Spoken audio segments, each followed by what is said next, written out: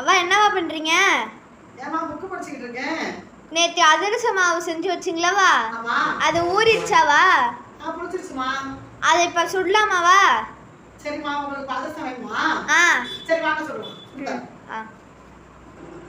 பாருங்க ஃப்ரெண்ட்ஸ், அதிரச மாவு நல்லா புளிச்சு வந்துருச்சு.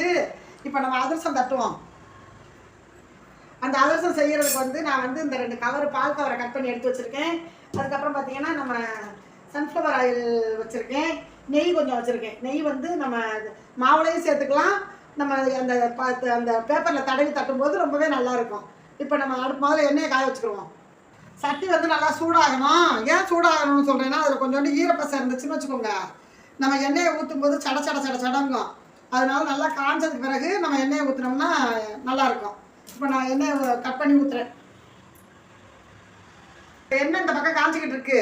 நம்ம இந்த கவரை அப்படியே 2ஆக கட் பண்ணி நெய் தடவி வச்சுருக்கேன். இப்போ எப்படி உருட்டலாம்னு சொல்கிறேன், அதிரசத்துக்கு எப்படி உருட்டி தட்டணும்னு சொல்கிறேன். கொஞ்சம் நெய் நம்ம சேர்த்துக்கிறோம், நல்லாயிருக்கும் வாசமாக. சுட சுட குழந்தைங்க சாப்பிடும்போது நம்ம சாப்பாட்டு நெய், பசு நெய் சேர்த்தோம்னா ரொம்பவே நல்லாயிருக்கும். இப்போ ஒரு பக்கமாக நம்ம மாவு எடுத்துக்கிறோம். ஏன்னா எல்லாம் போடுற மாதிரி இருந்தால் நம்ம சேர்த்து பிணைஞ்சிக்கலாம். நம்ம இப்போ கொஞ்சம் தான் போட போகிறேன், அதனால நம்ம இந்த அளவுக்கு மாவு எடுத்துக்கிட்டோம். இப்போ ஒரு அதிரசத்துக்கு இதில் நெய்யும் விட்டு நம்ம பிணைஞ்சிக்கிட்டோம். இப்போ ஒரு அதிரசத்துக்கு எடுத்துக்கிறேன்.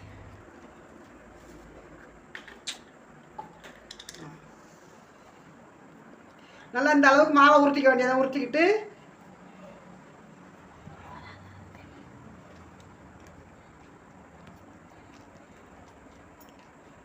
அப்படி ஒரு அழுந்து பேப்பர் எடுக்க வேண்டியது.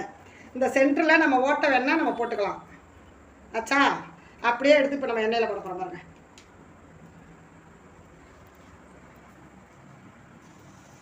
என்ன காய் கட் பண்ணு. இப்போ நம்ம பெரட்டி போட்டுக்கிறோம். சில பேர் மாவு சோடா வேணாலும் சேர்த்துக்குவாங்க, அதிரசம் வந்து நல்லா பொதுன்னு வரும்னு. நம்ம சின்ன பிள்ளைங்களாம் சாப்பிட்றதுனால மாவு சோடாலாம் சேர்க்கலை. நல்லா அதிரசம் செவந்து வந்துருச்சு. இந்த பக்கம் வந்தோன்னா நம்ம எடுத்துக்கிற வேண்டியது. எண்ணெயை வந்து நல்லா புளியணும் அப்படின்னா இன்னொரு சாரணியை வச்சு இப்படி அளந்து விட்டுற வேண்டியது. வடிது பாருங்க எண்ணெய், அப்போ தான் எண்ணெய் கோர்க்காமல் நல்லா பொதுன்னு வரும் அதிரசம். ஓகேவா?